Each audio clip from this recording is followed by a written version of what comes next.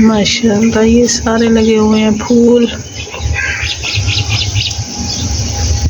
دوپہر کا ٹائم ہے، بارش کے ہونے سے بہت ہی پیارے پیارے پھول نکل آئے ہیں.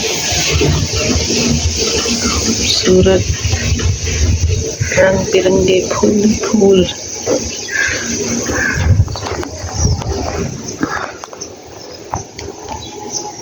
اس بوٹی پر بھی لگے ہوئے ہیں پھول.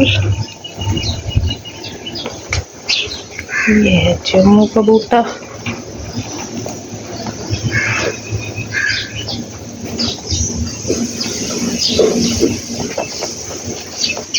یہ بھی چھوٹا سا گملہ ہم نے لیا ہے، اس میں بھی 3-4 کلر کے پھول لگتے ہیں.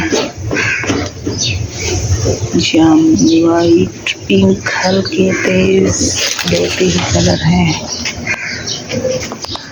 اور یہ لگے ہوئے ہیں امرود، کالے ہو گئے ہیں، پتہ نہیں کیا مسئلہ ہے.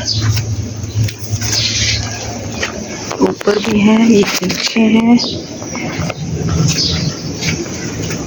اور یہ ہے ماشاءاللہ لیمو، ابھی تو ہرے ہیں، تھوڑے سے موٹے بھی ہونے ہیں، چھوٹے چھوٹے.